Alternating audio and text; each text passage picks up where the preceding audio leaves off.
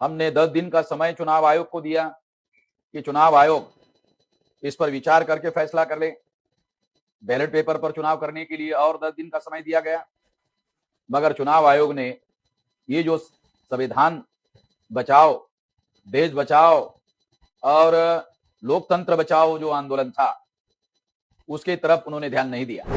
EVM के द्वारा vote की चोरी हो रही है। स्वयं सुप्रीम कोर्ट ने यह कहा कि ईवीएम मशीन के द्वारा फ्री, फेयर एंड ट्रांसपेरेंट चुनाव नहीं हो सकता। इसलिए जब सुप्रीम कोर्ट ने यह मान लिया कि ईवीएम मशीन के द्वारा फ्री, फेयर एंड ट्रांसपेरेंट चुनाव नहीं हो सकता, तो निश्चित रूप से इसके बारे में बैलेट पेपर पर चुनाव करने के बारे में विचार किया जाना चाहिए और इसी के लिए ये आंदोलन की तैयारी की जा रही है। जहां तक ईवीएम फोड़ने की बात है, ये संविधान की रक्षा करने के लिए, देश की रक्षा करने के लिए और लोकतंत्र की रक्षा करने के लिए जो ईवीएम वोटों की चोरी करती है, वो ईवीएम निश्चित रूप से देश विरोधी है, संविधान विरोधी है, लोकतंत्र विरोधी है। उसको फोड़ना जरूरी है।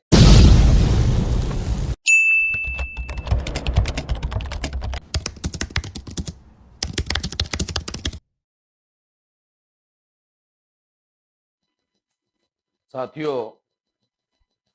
आप लोगों को याद होगा कि हम लोगों ने 31 जनवरी को चुनाव आयोग के ऊपर ईवीएम मशीन को रोकने के लिए और बैलेट पेपर पर चुनाव करवाने के लिए मांग करने वाला लाखों लोगों का मोर्चा निकाला था। जंतर मंतर पर मोर्चा निकाला था और ये आंदोलन देशव्यापी आंदोलन था। 4 चरणों में चलने वाला आंदोलन था और चौथा चरण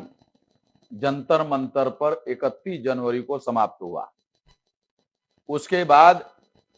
हमने 10 दिन का समय चुनाव आयोग को दिया कि चुनाव आयोग इस पर विचार करके फैसला कर ले।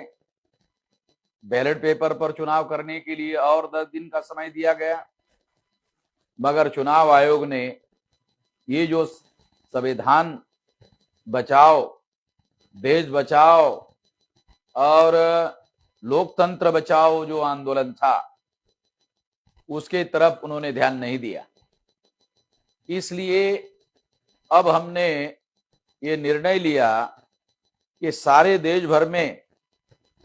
देश बचाओ, संविधान बचाओ, लोकतंत्र बचाओ आंदोलन शुरू करने के लिए सारे देश भर में भारत मुक्ति मोर्चा और बहुजन क्रांति मोर्चा के लोगों को ये निर्देश दिया जा रहा है कि वो उसकी कमेटियां, संविधान बचाओ, देश बचाओ और लोकतंत्र बचाओ की कमेटियां जो है वो सारे देश भर में राष्ट्रीय स्तर पर हम लोग बना चुके हैं,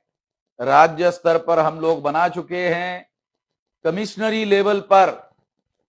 राज्य के लोगों को ये निर्देश दिया जाता है कि वो इसके लिए संगठन बनाए, जिले के लिए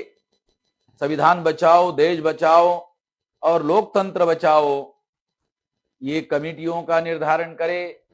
और जिले के नीचे तहसीलों में करे, ब्लॉक में करे, ग्राम पंचायत में करे और ग्राम में करे और ग्राम के अंदर बूथ लेवल तक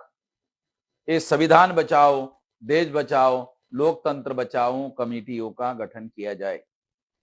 और इसके लिए ये हम इसलिए कह रहे हैं ये संविधान बचाओ, देश बचाओ, लोकतंत्र बचाओ, क्योंकि ईवीएम के द्वारा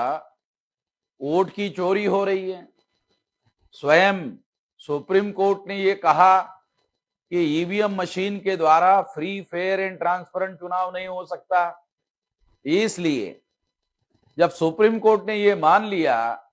कि ईवीएम मशीन के द्वारा फ्री, फेयर एंड ट्रांसपेरेंट चुनाव नहीं हो सकता, तो निश्चित रूप से इसके बारे में बैलेट पेपर पर चुनाव करने के बारे में विचार किया जाना चाहिए और इसी के लिए ये आंदोलन की तैयारी की जा रही है। जहां तक ईवीएम फोड़ने की बात है, ये संविधान की रक्षा करने के लिए,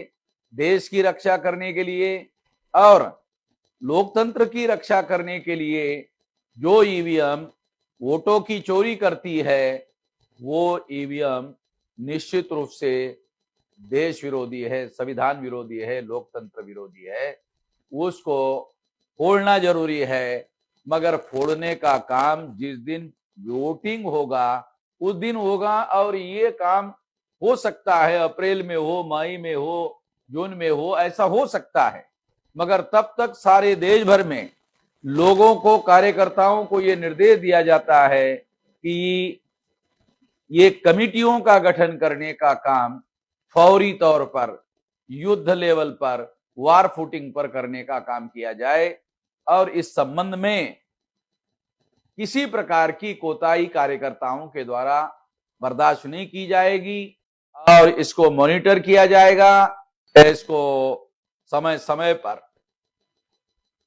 हर हफ्ते में इसकी रिव्यू किया जाएगा, समीक्षा किया जाएगा और समीक्षा में प्रत्येक कार्यकर्ता को इसका रिपोर्टिंग देना होगा। तो इस तरह से बूथ लेवल पर ये तैयारी बड़े पैमाने पर सारे देश भर में करनी होगी और ये करने के निर्देश राष्ट्रीय स्तर पर सार्वजनिक रूप से बताए जा रहे हैं और इसलिए सारे देश के लोगों को इस काम पर लगना होगा, जुटना होगा। आपने मेरी बात ध्यान से सुनी, इसके लिए आभार, धन्यवाद।